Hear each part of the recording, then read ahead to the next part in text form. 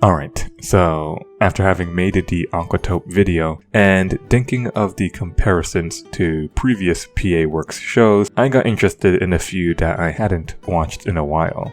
Eventually, I landed on Hanasaku Iroha because it was the oldest and it was really interesting rewatching the inception of this style of show. But this isn't a video comparing the generational gap and the growth of the studio's work.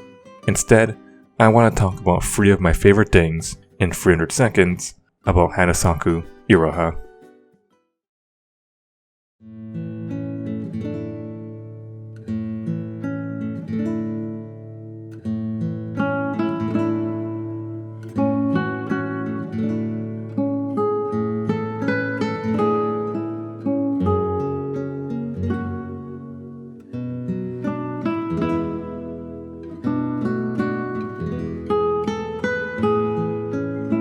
Many of the characters at Kisuiso weren't great people. They were flawed or unlikable, but I came to sympathize with them. This created a really nice ambivalence when watching. The biggest case is Satsuki, who abandoned Ohana. The show reinforces how horrible Satsuki is, with flashbacks and snide comments, which all paint her as neglectful and selfish. And yet, in that same breath, I'm provided perspective. Satsuki understands how headstrong Ohana is. She also cares for others, humoring Ohana's request, helps the inn at its lowest point, and sets Ko on the right path, all because she wants to. By the end, she isn't a person who attracts scorn, but someone slightly respectable. But she isn't the only one. Ohana wasn't a person I originally commended. She's aggressive, hypocritical, but she changed throughout with reflection. Even Minko and Nako are full of flaws,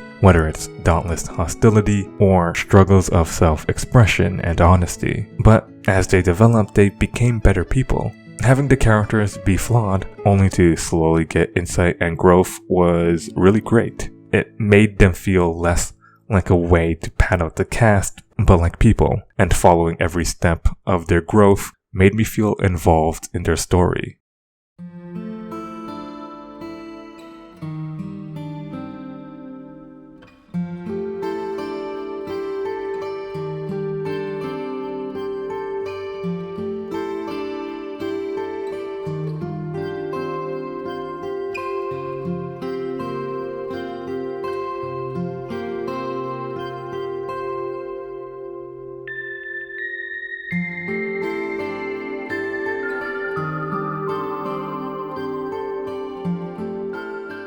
The Bonburi festival is introduced as a Unosagi tradition, and while serving to build the world, it also has subtextual value.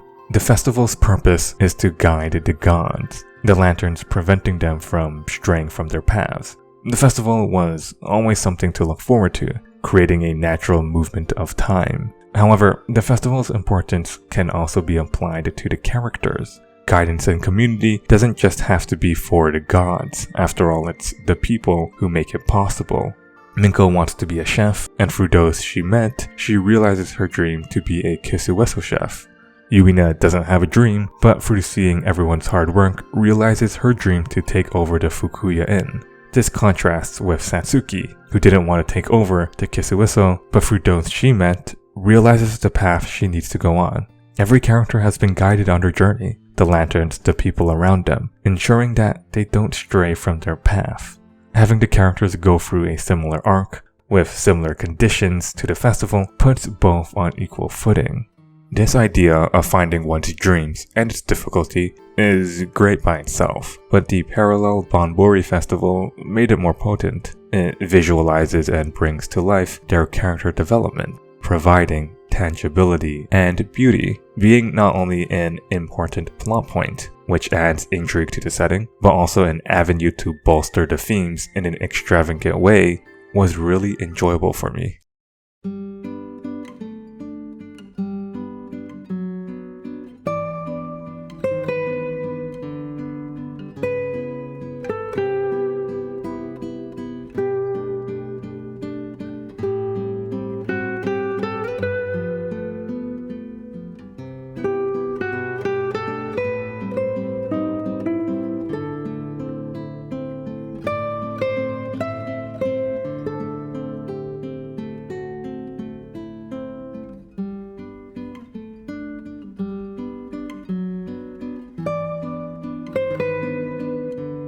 This last point's quite particular, but it's something that I love seeing, which is running. When a character doesn't have to run, but is put in a scene where they run, I find it to be a very visceral way of showing their passion and emotions. I only have time for one example, so I'll use episode 11 with Ohana running through the rain. At first, it was to escape, but as danger subsides, she has no reason to run. As she continues, flashes of her day showcase the feelings bottled within her. This is where her passion shines, as these emotions have lingered and grown. Instead of presenting this through quiet rumination, they package it in this energetic and forceful way. Ohana never had to think too hard about everything inside her, but by running, she is forced to confront them. There's also added intensity through the physical exertion and energy she uses to chase these emotions. It's a moment that moves quickly and haggardly as images of Ohana blend together, showing just how much fervor she has and how chaotic the emotions are racing through her.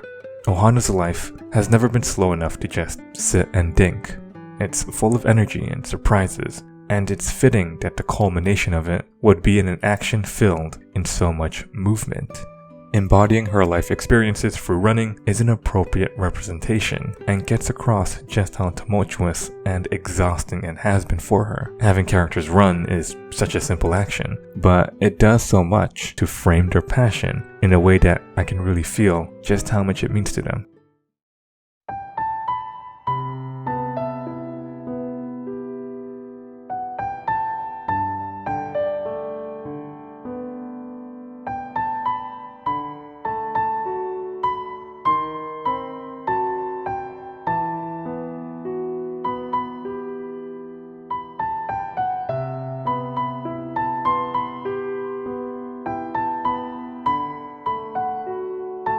Hanasaku Iroha was such a good show. It was way better than I remembered, and honestly, it made me tear up and got me feeling some type of way over the characters. Getting to revisit a PA classic after watching its most recent edition was such a pleasure. I may have only had time to fit in the self-constraining gimmick requirement of having 3 favorite reasons in 300 seconds, but Hanasaku Iroha is definitely a show that I'll be willing to visit whenever it's open for business. And that was the video. I'm really enjoying doing this kind of format, and although I might not do this for airing shows, maybe I will. Maybe I'll make stuff on currently airing stuff or more recent stuff, but I think this format is just really fun. So other than that, thank you for watching, and I'll see you in the next one.